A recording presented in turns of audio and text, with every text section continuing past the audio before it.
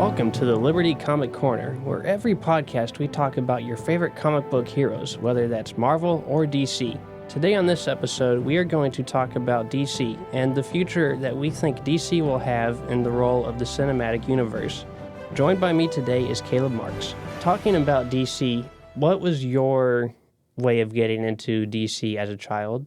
I think my first introduction was my parents bought a VHS of Superman the Animated Series, Last Son of Krypton. And I believe that was the very first thing I ever watched that was DC related. And I started watching that, watched a little bit of the TV show, watched a little bit of the Batman the Animated Series, especially the Batman original animated movies, Sub-Zero and Mystery of the Batwoman and Mask of the Phantasm, of course. I got started into DC in basically the same way. I grew up watching the animated Batman show, a little bit of Superman, definitely the feature films for sure, like Sub-Zero, Mystery of the Batwoman. Those were definitely big, impactful films for me as far as introducing Batman's character to me.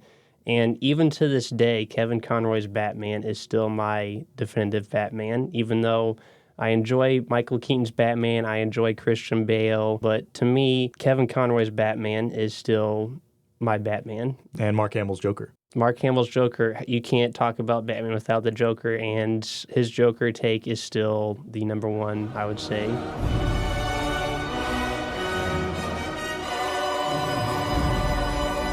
I think the animated cinematic universe really set the groundwork and was successful because they had such a concentrated pool of talent.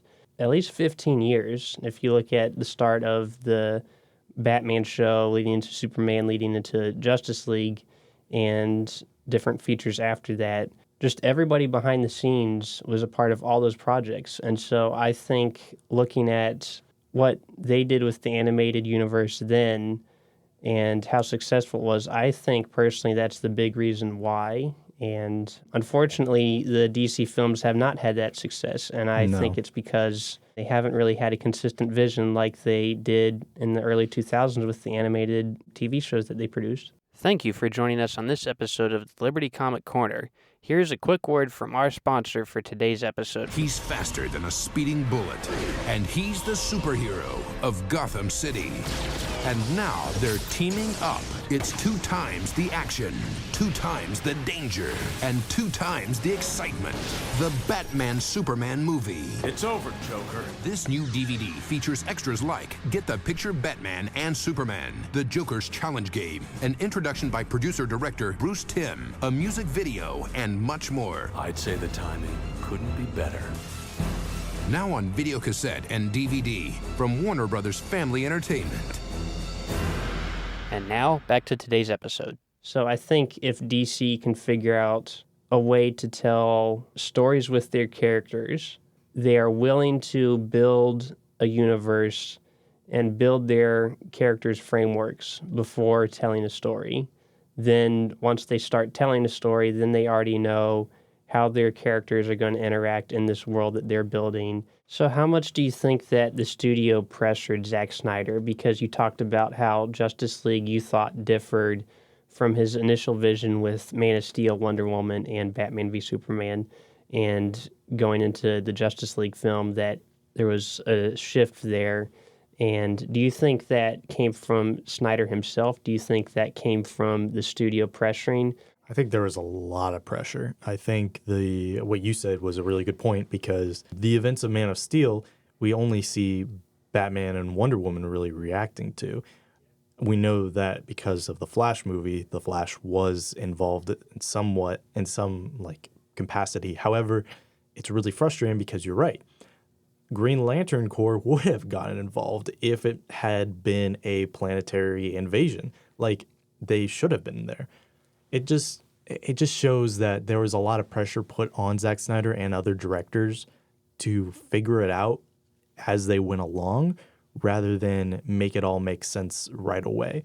I think there was a lot of things that just prevented Zack Snyder to fully capitalize on in the first couple movies because the studios were like, oh yeah, well, everybody likes Batman, throw Batman in there, which made sense because Batman would do that and be mad at Superman, and the conflict between the two characters makes sense.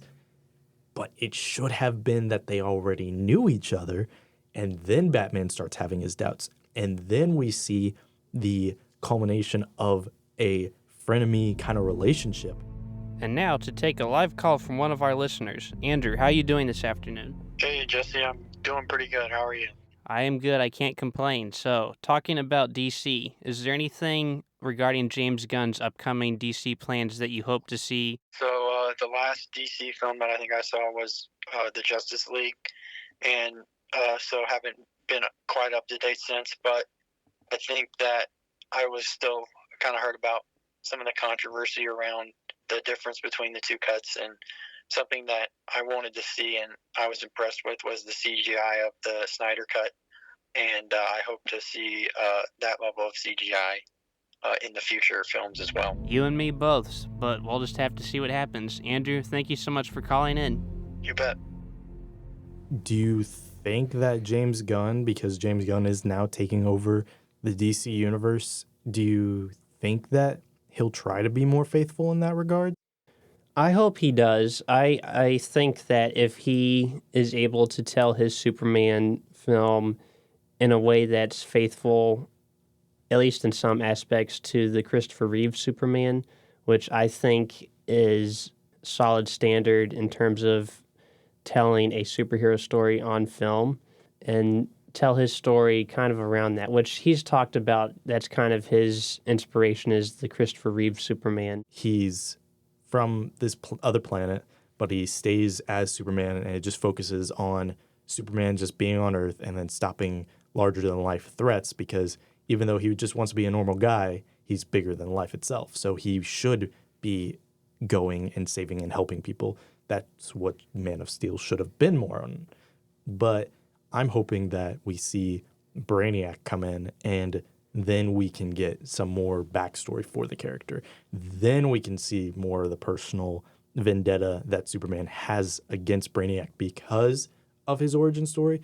But first, give us the character so we can then care about his origin story, rather than be told through his origin story why we should be caring about the character. I think that as long as they avoid crazy exposition dumps and they don't just go like, oh yeah, this is Superman.